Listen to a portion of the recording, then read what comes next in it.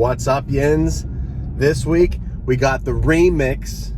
It's the Kia K5 2.5 GT Turbo. So it's the same kind of car as we had a few months ago with the GT line, but this is the 2.5 GT Turbo.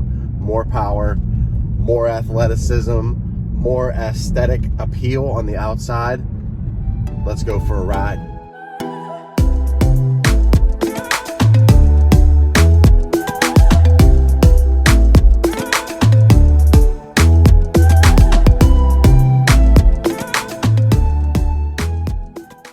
Do a quick walk around of the outside because there's a lot of differences on the outside as far as how it looks compared to the other GT model, and then we'll do a quick ride along as well to talk about this turbo and how powerful it is, and then that's it, because the remix is a little bit shorter than the original. All right guys, so there's a couple of things right off the bat that you're going to notice about the GT 2.5 that's different than the previous model. And one of the first things that I noticed are the larger 19-inch wheels with the GT calipers inside the wheels. Different wheel design. Same overall appeal as the previous K5. Quad exhaust pipes out back. That's a difference from the other one. The other one just has dual exhaust pipes. Same awesome line that comes around the back here. Ground effects, body kit, side sills. Just has a really nice stance. Really nice. Catfish front end, just like the other one. LED headlamps, fogs. Let's do a quick look inside.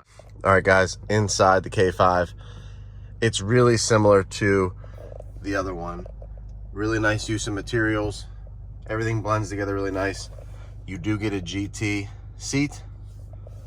There's the back seats. Really clean seats. Down here, the seat controls, parking brake, auto hold. Your wireless chargers right there. Everything fits real nice. Looks really good, but it's just the same as the other one.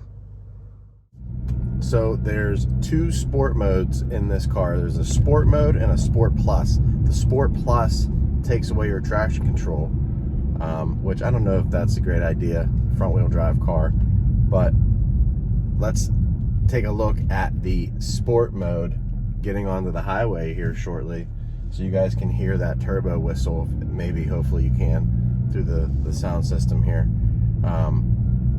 But it has a great engine note, and it accelerates really quickly.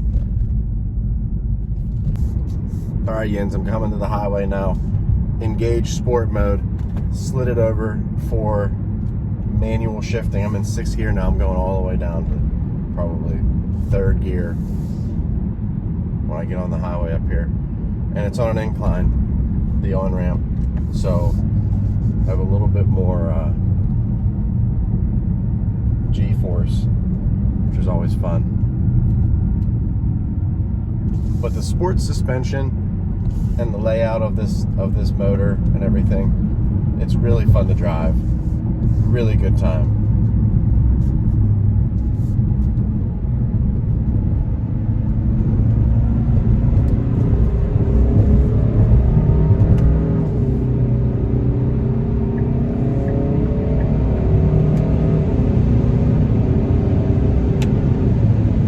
Sounds great.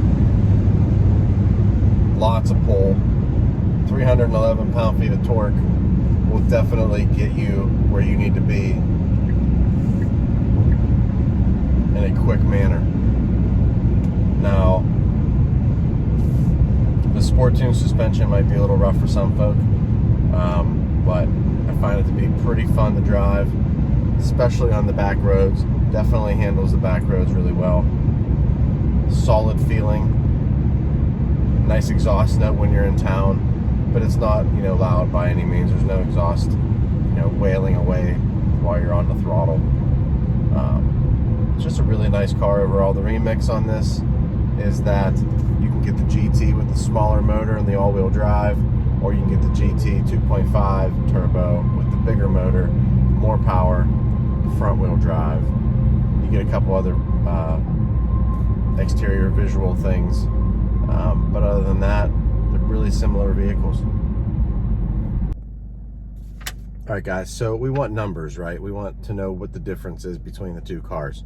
So the GT line had the 1.6 liter turbo, 4-cylinder, 8-speed automatic transmission. The GT 2.5 has just that, a 2.5 liter turbo, 4-cylinder engine, 290 horsepower, 311 pound-feet of torque, and that's made it to a dual clutch automatic transmission. So the difference there is it's a little bit more of an athletic and spirited transmission in the dual clutch. It actually reacts like a stick shift. When you let off the brake pedal, it starts to engage the accelerator, starts to engage the gear already, and you can feel it actually shift into gear. It's pretty cool. Reverse is the same way. It kind of just, it eases into the gear and you go. So that's sweet. Then you get the seats, the 19-inch wheels, the Sport Tune suspension, quad tip exhaust, panoramic roof. You get the heated front seats, the wireless charger, and there's a couple other things like the touchscreen, the Bose sound system, stuff like that. LED headlights. Brings the bottom line to $35,705. So honestly, it doesn't have all-wheel drive like the other one did, which honestly, that's what I would want. If I could have this motor with the all-wheel drive, that would be win-win. But then I don't know what's different between this car and the Stinger GT, besides some different engine options and things like that. It's almost the same size inside, it feels like. So those two, you would have to, it's visual appeal at that point, you would think. But the Car Dad Bill signing off this week. Thanks for watching. Real cars, real people, real life. Subscribe to the channel wherever it's at. Like it, leave me a comment. If you have any requests for different cars from different manufacturers, that always helps, because then I can go back to them and talk to them about it. Talk to you guys next week. Take care.